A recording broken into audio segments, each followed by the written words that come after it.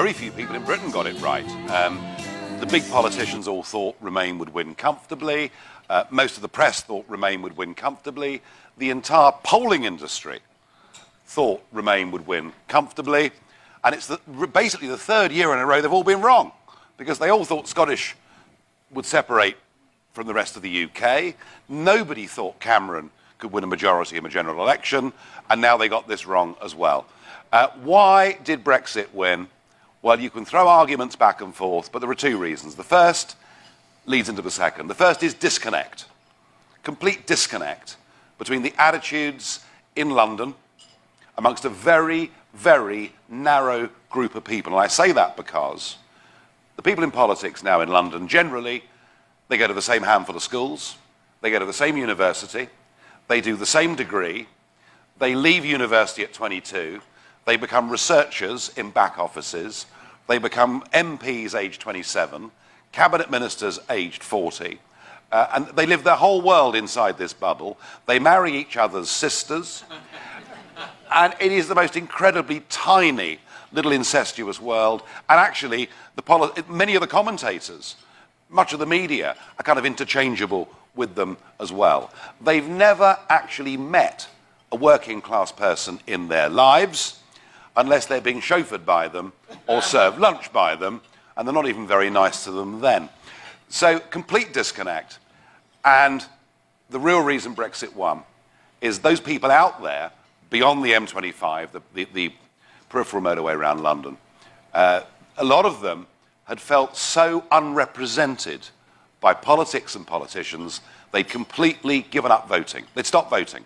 And we've seen quite a big decline in our turnouts from the mid-1970s until today. And in the Brexit referendum, what do we get? 73% turnout. Unbelievable. 73% turnout. And lots of those little people, those ordinary people, thought to themselves, this is one time, our vote can count. They turned out, and it is a victory of the little people. So this was a shocking victory, as you just explained. And I wasn't appalled by it. No, I was very happy. To the people who married their sisters. Yeah. But what I was so struck by was the reaction. So people were very surprised that this happened. And by the way, the system you described is recognizable, I think, to most people here who live in Washington. But the reaction beyond that, it wasn't just surprise. It was contempt for the voters who made that decision. Yes, we were all stupid, old, ignorant, didn't realize the consequences of what we'd done. We would all change our minds. And there was talk of a second referendum. In fact, there was a rally, took place in Parliament Square a week after the referendum, headed up by Bob Geldof, or Sir Bob Geldof. Ghastly man.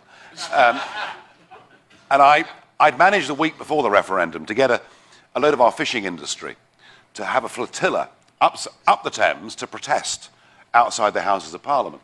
And these are working communities up and down the country whose livelihoods have been destroyed by the common fisheries policy, because we now share British fish with the rest of Europe, something that I think is about to change, I'm pleased to say. And who turns up but Bob Geldof and a group of middle-upper-class millionaires on a big gin palace to basically throw abuse, not just at me, but at these working fishermen and women that have come from all over the country. So I think actually that summed up the referendum. On the one side was the establishment, on the one side were people whose lives are pretty comfortable and pretty good, and on the other side were struggling people. And so, yeah, it was really, for the first couple of weeks, endlessly we were told about how badly the Brexit side had behaved, about what a terrible mistake we'd made, about what huge anger there was at the result. But I think last week has changed all of that. We got a new Prime Minister, not one that I would have chosen, because she backed the wrong side, but she has said Brexit means Brexit, and I think now the country has accepted this is how we voted, and it's now going to happen. So over here the analysis was that immigration was a major driver of this vote, and that basically people have come to agree with Enoch Powell that your population has changed dramatically and it's had disproportionately bad effects on people at the lower end of the scale. You didn't mention that. Do you think that's an unfair analysis? No, I think, look, immigration was very, very important. I mean, what we voted for, we voted to take our country back. We voted to go back to being a normal, independent, democratic nation. And part of that is to control your own borders. We had managed migration for 60 years after World War II, running at about net 30,000 people a year. That figure, net, is now 1/3 a year, and that's if you believe the official figures, which I have to tell you, I don't. And what it came down to, something very simple, but it summed the whole thing up. That should be a British passport. What are the first two words on it? European Union. And there are 508 million people who've got one of these, all of whom can come, live, work and settle in the United Kingdom. And now we voted for Brexit. If the government holds faith with 17.5 million people, we will get back our own British passports. And if people want to come and live and work and settle in the United Kingdom, just as if I wanted to get a job here, apply for a work permit, I'd have to show that I was qualified, I had a skill or a trade to bring to the country. And that's what we've moved to. So we haven't done anything radical. All we've done is to become a normal country. That is what normal countries do. That's what we voted for. Will your immigration levels drop? Well, we're in charge. And let's put it like this. If by the 2020 general election, we haven't got back our territorial fishing waters, immigration levels haven't fallen, then if you think you've seen fundamental change in British politics over the last month, then you ain't seen nothing yet. There are concerns, I don't know if they're justified, that the current Prime Minister will slow walk this, and that the deals that she cuts, or whatever government is in power at the time cuts with the European Union will be less than we imagine they will be now. Do you think that's a fair concern? Well, let's see. I don't know. She said Brexit means Brexit, and she's made some very good appointments. Boris Johnson is now our Foreign Secretary. How about that? How about that? I mean, and somebody who, in these troubled times, goes around the world and makes us smile a bit. That can't be a bad thing, can it? She's appointed David Davis, a veteran politician, and somebody who was a board director of a big public company in Britain, and he's in charge of our renegotiations with Brussels. And in terms of developing our international trade relationships, which we've been banned from doing for the last 40 years, she's appointed Liam Fox, who I think is probably the most pro-American politician in Westminster. So I think you're going to be seeing a lot of Liam Fox, and I think the message politically to America is that your oldest and best ally is now free to be that once again. We will be outside a European foreign policy, able to make our own decisions, outside the military structures, which I think threatened on an ongoing basis our cooperation through NATO and elsewhere. And in terms of trade, TTIP has been going through the mill now for several years. There's no immediate prospect of it being signed. I don't think it's a very good deal anyway. But the United Kingdom and America could conclude a free trade deal, and we could do it in a matter of months. So a lot of conservatives in the U.S. believe the lesson of Brexit is that the kind of soft nationalism of the Trump campaign is a global movement, or part of a global movement. Do you think that's right? Well, I think we've had 2 or 3 decades of leaders in the Western world who have devalued democracy, who've frankly been contemptuous of their own electorates and believe that they jolly well don't know what's good for them, so we'll impose it from upon high. I think they've overseen a period where we've been into a series of military interventions that frankly have made the world a less safe place rather than a better place. And they've overseen a period of time in which, because of the growth of corporatism and the power of corporatism, has seen the rich get massively richer whilst the average worker's life has declined. So I think what you're seeing, whether it's Brexit, whether it's the Trump phenomenon, I think what you're seeing is a reaction to failure. They failed us. They've let us down. And people now want something different. The rich have gotten richer. The Iraq War was a disaster. That's not a, strictly speaking, right-wing message. So tell us about the support that you all got from Labour voters. What was it? Do you know? Well, the thinking had been for the last 20 years that the only people that were Eurosceptic, the only people that questioned the European project were people on the right of politics. People on the right of the Conservative Party who couldn't live with Conservative leadership and joined UKIP, as if UKIP was kind of way out there on the right-hand end of the spectrum. Actually, the point I've tried to make, which I think has now come home, is democracy is not a left or right-wing issue. It's not about left and right, it's about right and wrong. It's about being able to hire and fire the people that make your laws.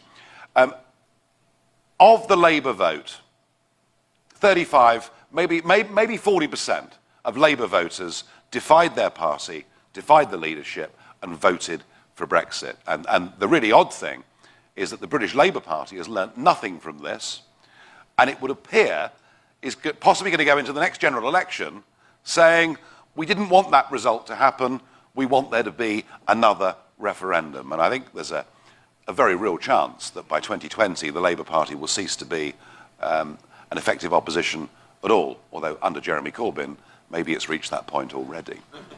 No learning. It does sound like Washington. So if you were advising Mr. Trump, and you're not, yeah. But if you were, what advice would you give him based on what you've just learned from the Brexit vote?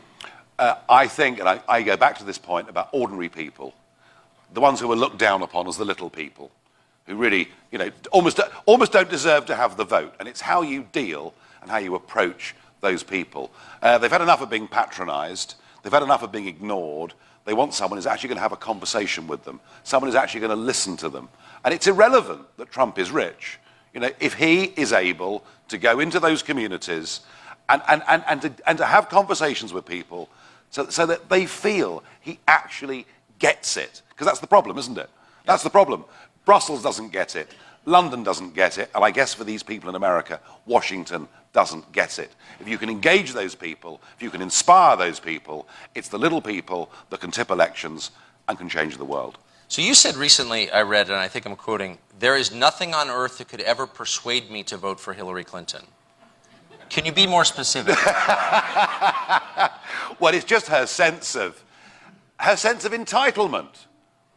It's as if you've introduced the hereditary system in American politics. I mean, you may as well reinvent the House of Lords here or something like that.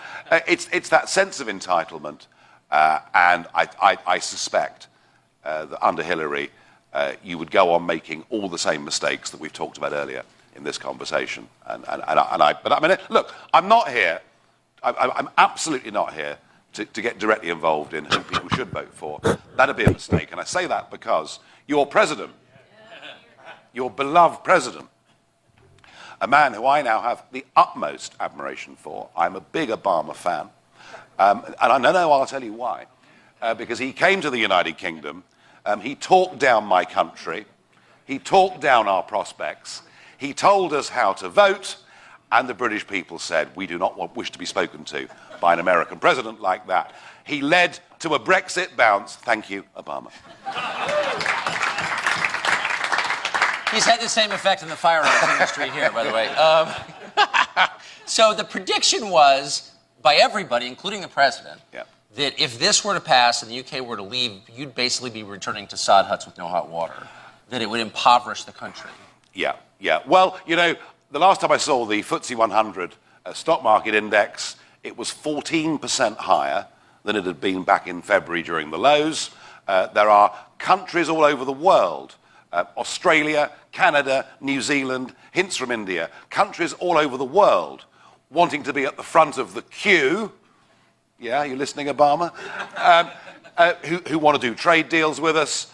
And I frankly, sterling, okay, sterling's a bit weak, but sterling's been in a declining market since July 2014. That's because our public finances and our growth are perhaps not where they should be. So all these predictions are doom and gloom. All I can see are some really good news stories out there. So you run this party, UKIP, you achieve your goal, and then you leave.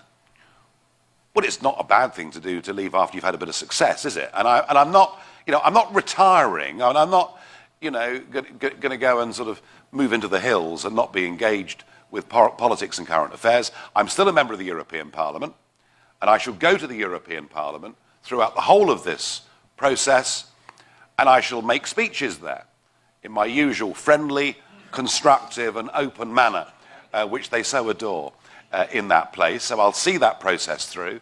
I'll do my best to make sure that we hold Theresa May's feet to the fire, and that she holds faith with 17.5 million people who voted for Brexit. What I'm not going to do is go on leading a national political party. You can't do it forever. When I took over as leader of UKIP, we were a very, very small political party.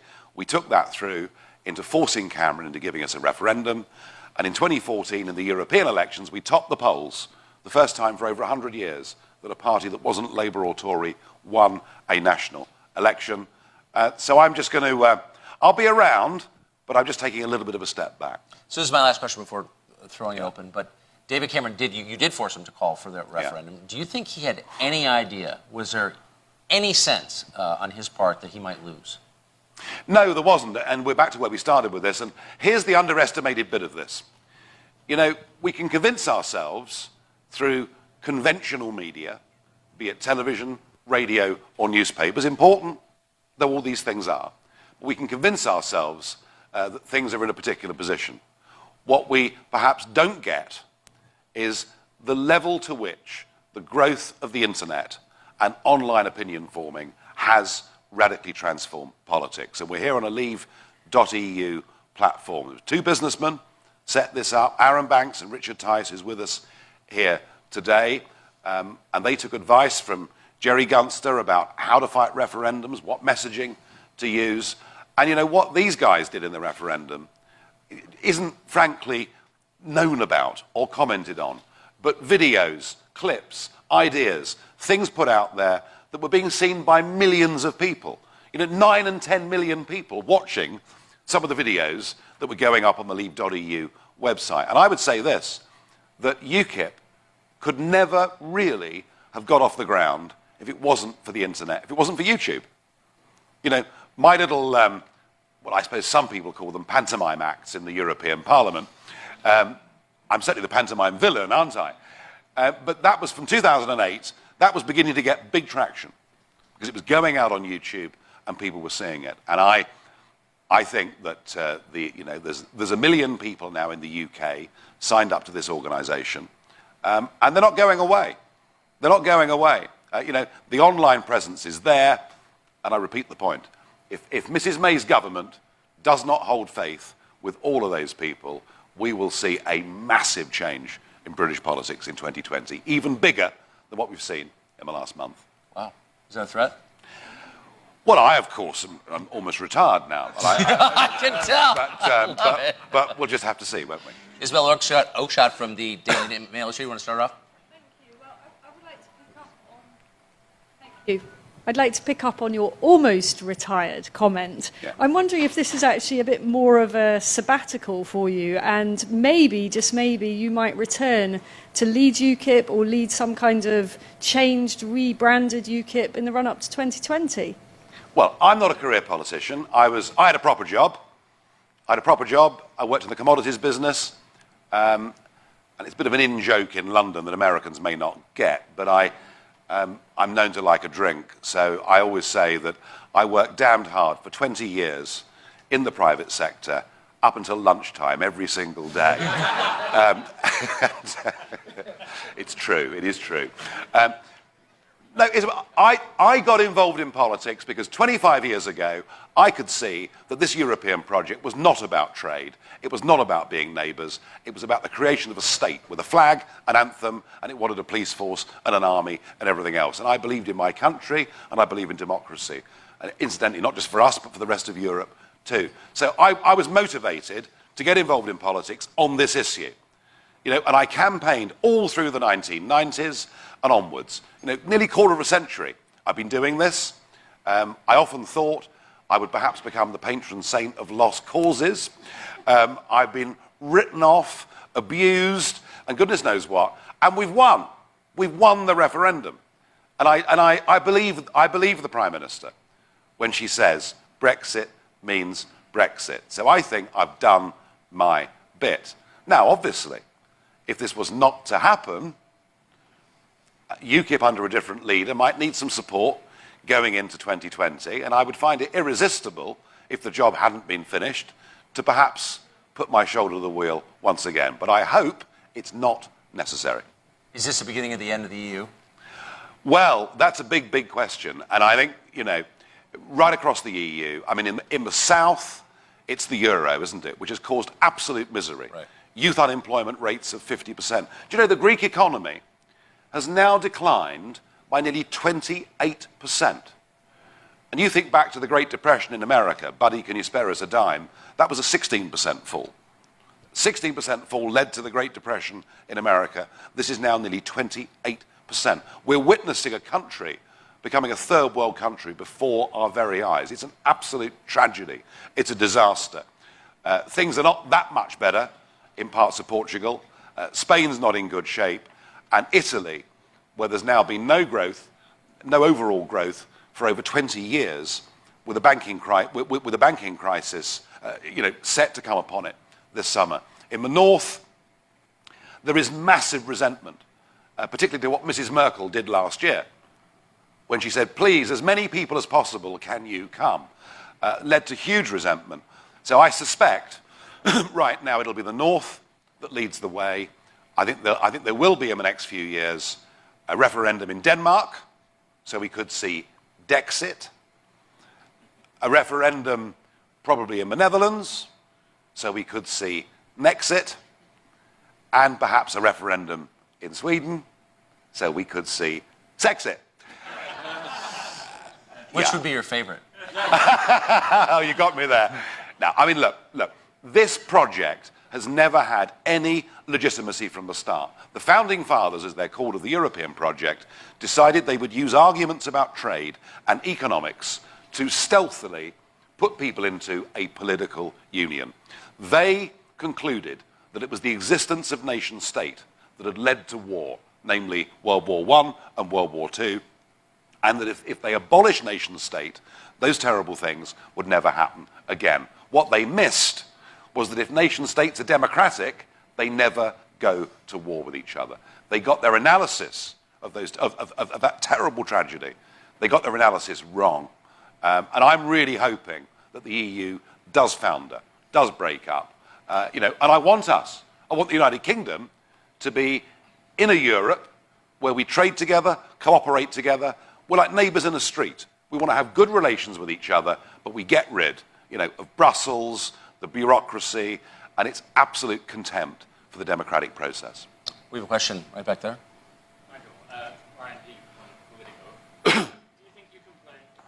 Ryan Heath, Politico. Do you think you can play an active role in the development of other referenda in these other European countries, or is it something that you have to leave to those movements themselves to get to where you got in the UK? Well, one of the joys of not continuing as National Party leader is I'm going to have a little bit more time. So I am going to be travelling around Europe over the course of the autumn, helping and encouraging other independence movements. Not, of course, that I would tell them how to vote. I went to the referendum in the Netherlands that they had on the Ukrainian deal, and I wasn't telling them how to vote. In fact, I said to them, if you think your country should be run by an unelected, corrupt bunch of old men in Brussels, that's entirely up to you.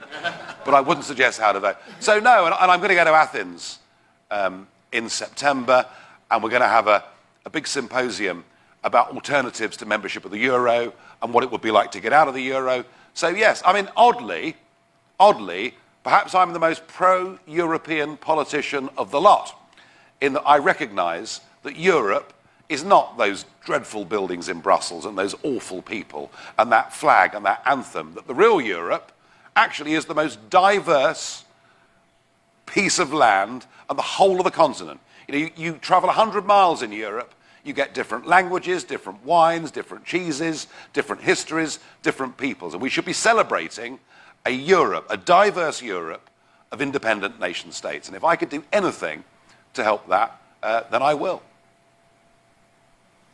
Yes, sir.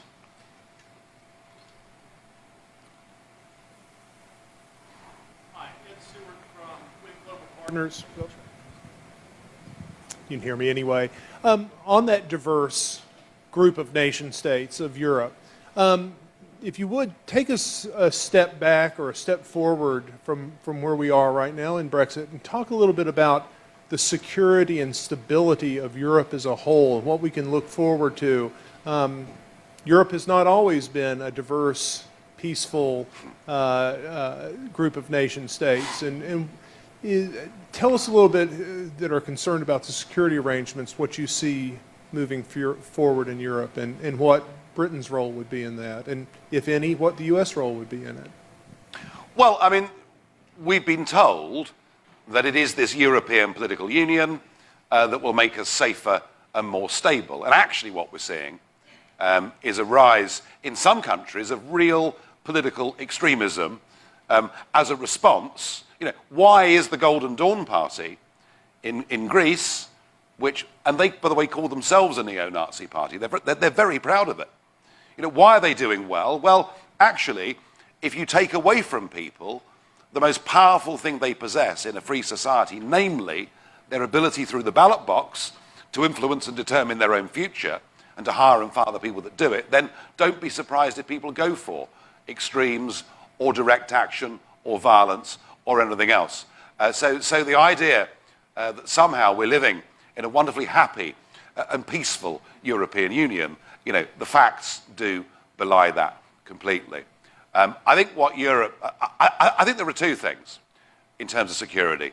The first is, does a single European foreign policy backed up by a single European army, is that likely in terms of security and stability to be a good thing? And I would argue probably quite the reverse. And I think whatever one thinks about the Ukraine, the fact is that it was EU politicians, and indeed people like Mr. Cameron, who spent a decade saying we want the Ukraine to join the European Union and to join NATO, and actively encouraged the overthrow of a democratically, maybe corrupt, but a democratically elected leader. And they were surprised when Putin reacted. If you poke the Russian bear with a stick, don't be surprised that you're going to get a reaction of some kind. I hope that what Brexit does is to effectively make any ideas of a European army frankly laughable, given the tiny defence commitments around the rest of the continent. So I have not viewed the growth of all of this as being good for stability. And as far as America's concerned, and this is really interesting, Obama saying how wonderful the EU was and how it was all in our, in the interest of all of us. Actually, Brussels hates America. It hates the USA. It hates everything this country stands for. And, I remember, when I was first there, when I was first elected to that place, in the first week, I met a German politician called Elmar Brok, who is chairman of the Foreign Affairs Committee in the European Parliament, and quite a significant European politician. And Brok saying to me, Nigel, you don't understand. On our own, none of us are big enough. Only by being together, economically and militarily, can we challenge and overtake America. And history shows that when people build empires to try and be bigger than somebody else, far from leading to security, it probably gives the opposite effect. And just lastly, if I can, I know there is some debate here about NATO. I know that Trump has talked in quite negative terms about NATO. I'm actually pro the concept of NATO. I'm pro the concept of nation states having a cooperative club within which they work together. I just think NATO perhaps needs to redefine itself. And citing the Ukraine in this answer shows you that NATO hasn't quite worked out, post the end of the Cold War, what it's all about. But before we go to the next question, what do you think of Donald Trump? There are no journalists here, so you can be totally... Well, he's taken on the establishment. He's indeed taken on the establishment within his own party. He's dared to talk about things that other people would rather were swept under the carpet and not discussed in polite society. And that's, in a sense, why he's doing well. There are one or two aspects, one or two things he said that make me a little bit uncomfortable, but perhaps that's a cultural thing.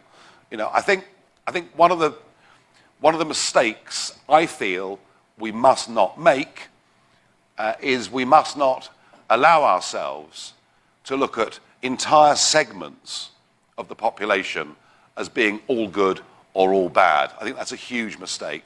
I think there's good and bad in all of us. And I think if Western politics, as it changes, chooses to effectively demonize an entire religion, then I think we'll make things worse for ourselves, not better for ourselves. We've got to stop appeasing. We've got to start standing up for our own cultures. Of course we have.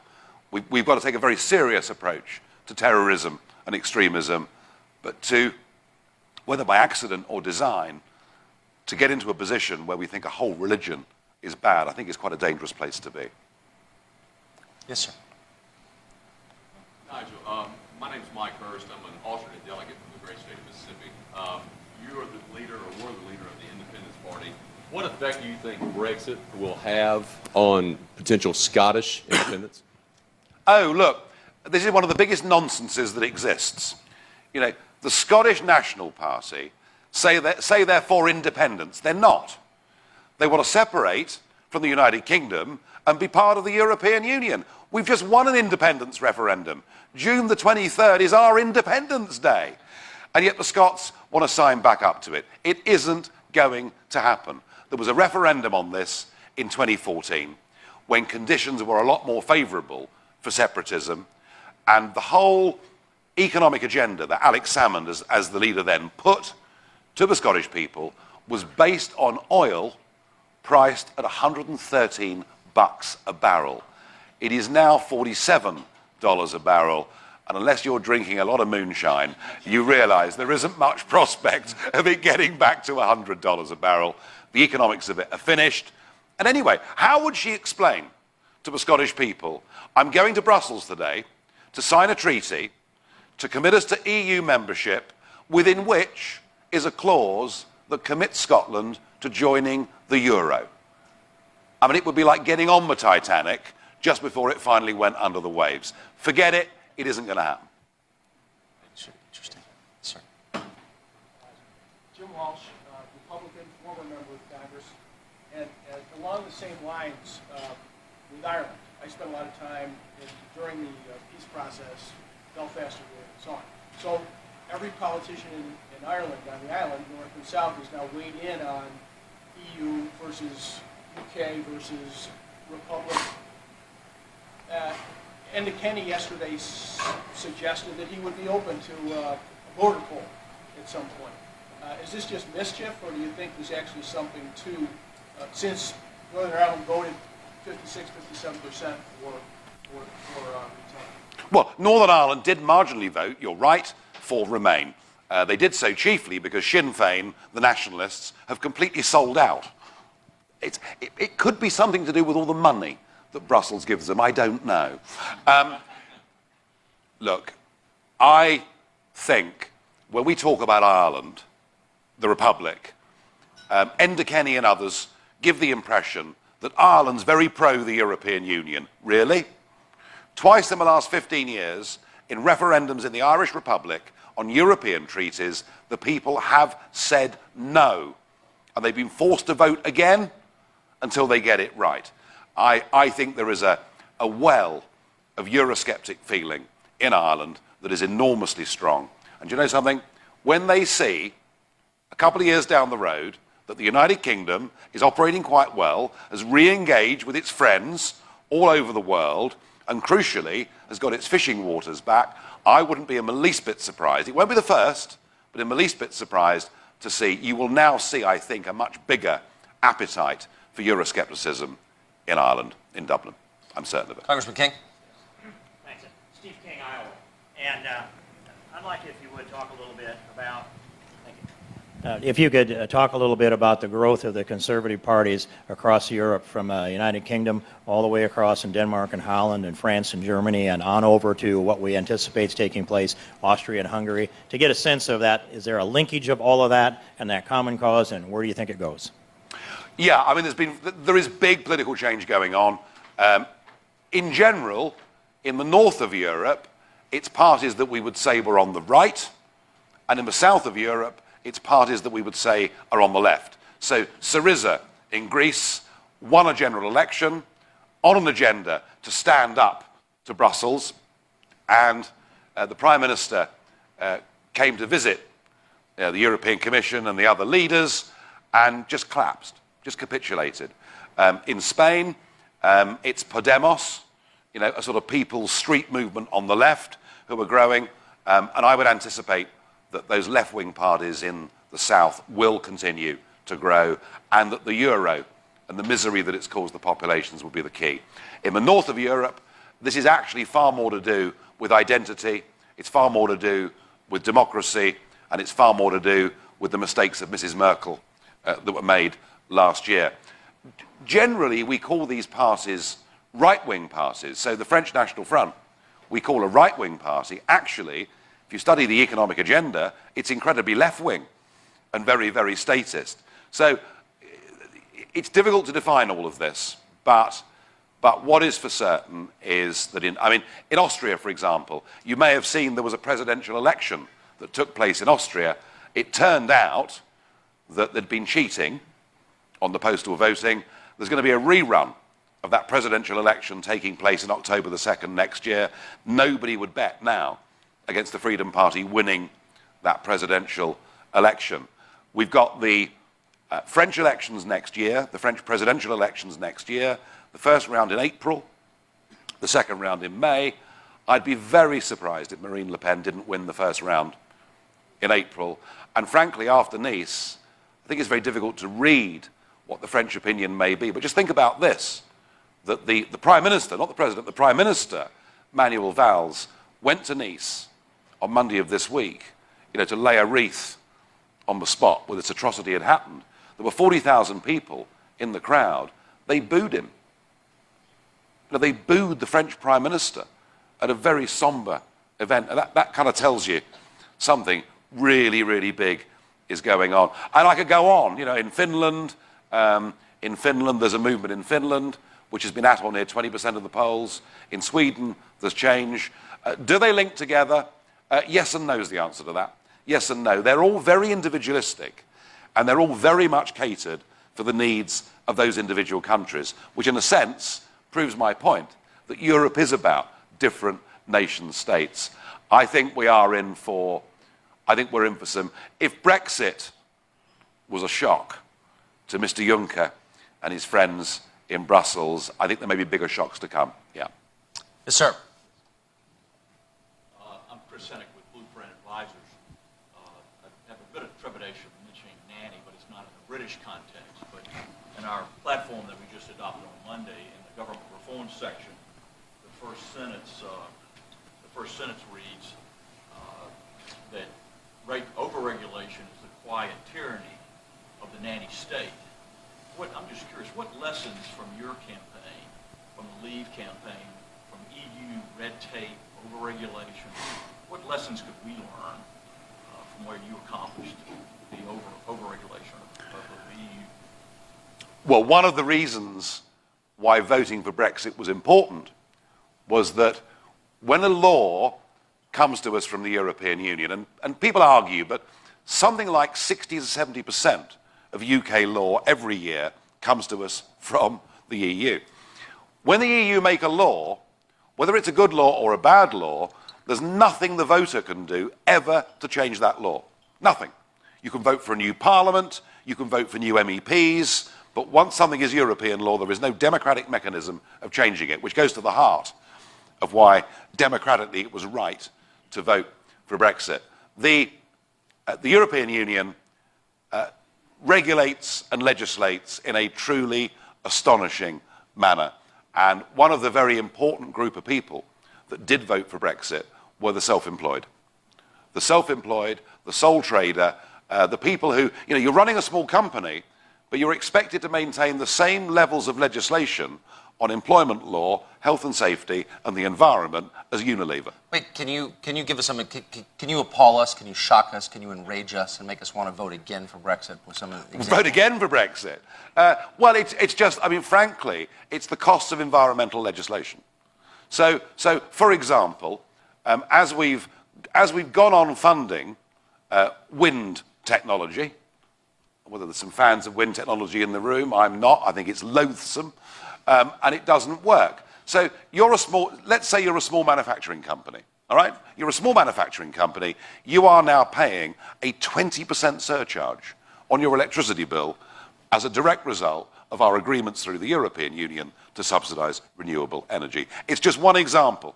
And often the question gets asked, why do big businesses support it? Dead easy. Why does Goldman Sachs support the European project? Easy. It owns it.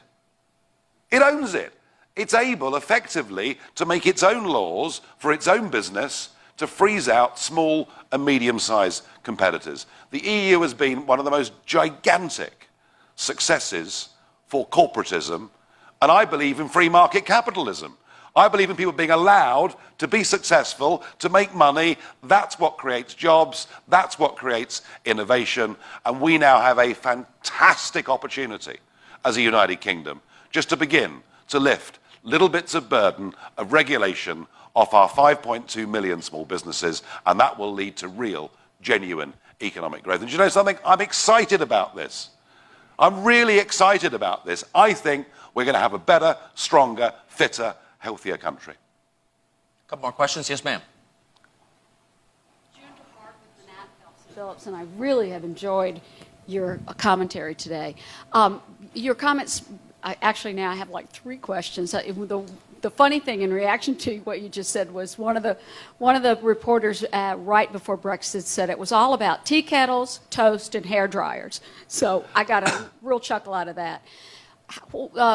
In talking about the conservative movements around Europe, how is Germany going to react to all of this? And they're facing their own issues with massive immigration and some of the problems that have come from that. So what's going to be their response? And then lastly, could you just preview a little of what to expect as the UK begins this process of exiting out of the EU? What does it really all mean, and why should it take years to do it? Yeah, no, fair point. Germany, complicated Germany.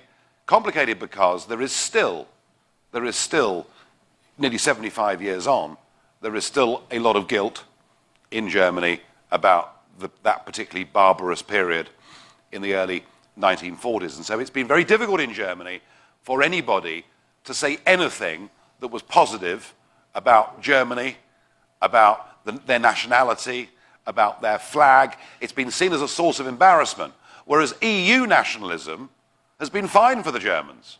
And I've seen them. You know, when they play that European anthem in the European Parliament, which incidentally I do not stand for,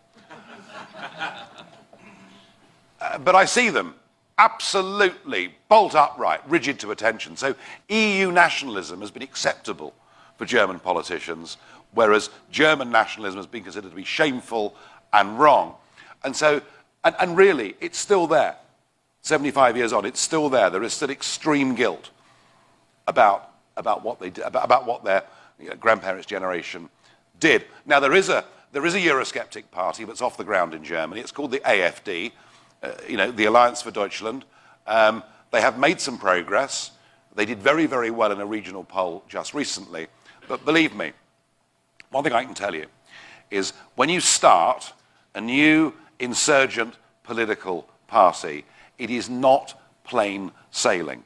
You get splits, you get fractures, you get divisions, and that's exactly what the AfD are going through right at this moment in time. So it's there, it's a vehicle for people to vote for, but it doesn't, I mean, I know all parties have their problems, but insurgent parties have far bigger problems than established parties, and they've got a problem with that. How does it all look going up? What's going to happen? Well, what's going to happen is you guys are going to see a lot of Liam Fox, right, who I've explained already through the Atlantic Council and everything else, is a genuinely pro-American British politician, and he is going to be reaching out here in America, and I hope that gets reciprocated, and I very much hope that people like Mr. Froman, your so-called trade negotiator, are removed from the scene, and we get somebody altogether more positive about engaging with us. Why does this need to take years? It doesn't.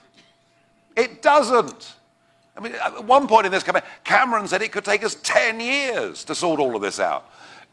We as a nation, our leaders, have lost self-confidence in our ability as a country to do anything. And so we currently have no trade negotiators in our country because for 40 years we've been happy for other people to do it for us. So yeah, we've got to go and poach some people from Switzerland and Singapore and other parts where they're very good at this. The answer is this does not need to take forever. I know there were questions earlier about what's going to happen in 2020 and what my involvement may or may not be. Provided the British government is resolute, we can sort out the European question, we can re-engage with you, our friends in the Commonwealth, and actually we'll look back on this in years to come and we'll say all we did was to end an abusive relationship, to opt for freedom, and to opt for Britain being a full global trading nation.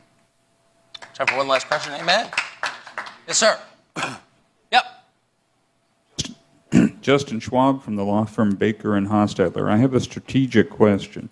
You credited the victory of Leave in large part with mobilizing people who did not regularly participate in the electoral process. If you look at the polls right now, the vast majority of them here suggest that Donald Trump's going to have a very hard time in a few months. But there are a good 40 or 45% of eligible voters who do not regularly vote in presidential elections. Can you, I know you don't want to advise him, but can you just generally give a few specific words of advice on engage non-traditional voters?